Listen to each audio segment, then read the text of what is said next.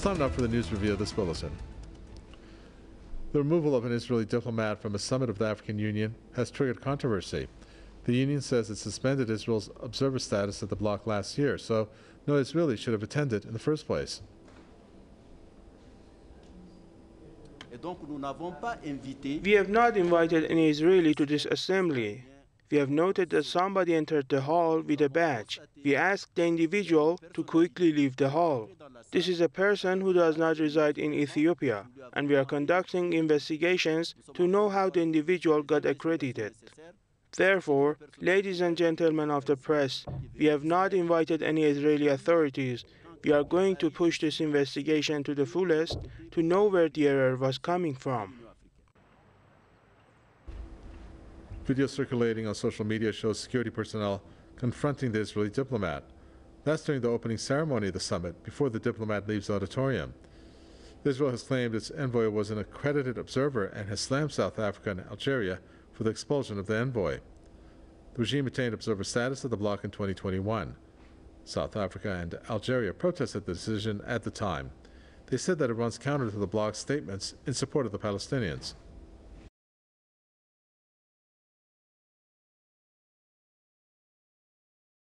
Sayyid Mohsen Abbas is a journalist and political commentator who joins us from London. Sayyid Mohsen Abbas, welcome. So how embarrassing is this for Israel to have its representative be, booted, should I say that word, out of an African Union summit? It's very embarrassing. It's quite a major incident, really, because given Israel's investment in efforts to get itself back in the African fold, for it to be so publicly embarrassed in this way is a step back for sure. Of course, Israel's inclusion after many years as a sort of an observer member only happened in the last gathering of the African Union, and it was also really done on the back of a unilateral action carried out by Moussa Faki and opposed by at least 7 African nations almost immediately.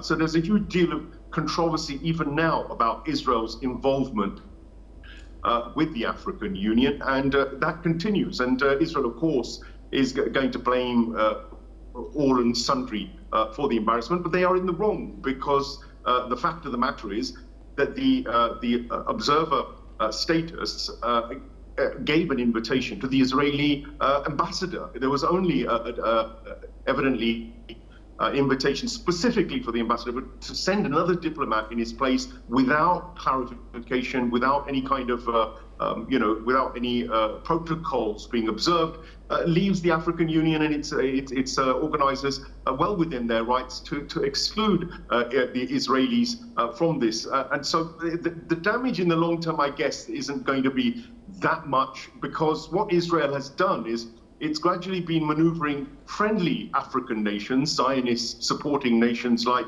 Nigeria and Ghana and others, and it's been really wooing them, along with, of course, American backing and the possibility of economic benefits or sanctions. These are sort of two swords that are hanging over African nations, as well as a threat to get Israel back into the fold.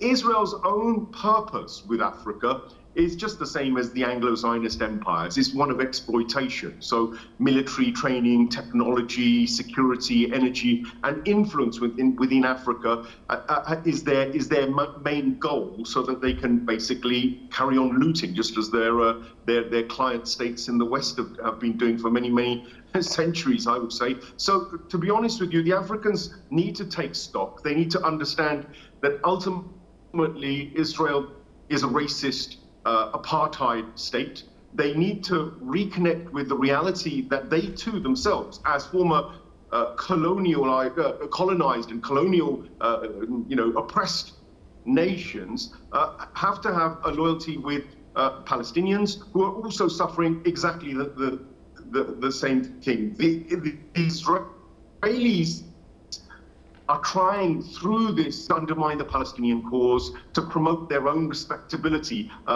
within the world community, to say, look, we're accepted by these African nations as well, and as well as the economic reasons that I've stated as well. So they're not going to give up easily. The Israelis are definitely going to continue this drive, but this is definitely a very public embarrassment for them.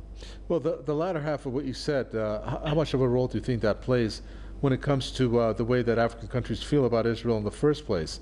I mean, we saw that there was not a united front when it came to admitting Israel as an observer status.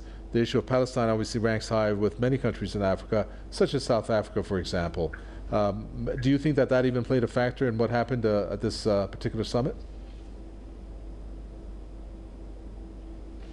I think there is a deep division within the African nations. I think countries like Liberia and the Ivory Coast, they've been focused on by Israel recently, wooing them with all sorts of incentives. But they've been trying to get this foothold in nations like that, particularly because they say that's where the likes of Lebanese businessmen and traders are making great links, and they cite that as an example of financial support for Hezbollah, which is of course their arch rival in the region. They also have strong relations traditionally with the likes of Morocco, Sudan, and Somalia as well. These nations that are Zionist orientated are there as well. But the ones who objected, I mean, they're still very much against them. Djibouti, Libya, Mauritania, Tunisia, I can name several more that are very uncomfortable with Israel's status as an observer even. And I think, to be honest, there is a big drive still going on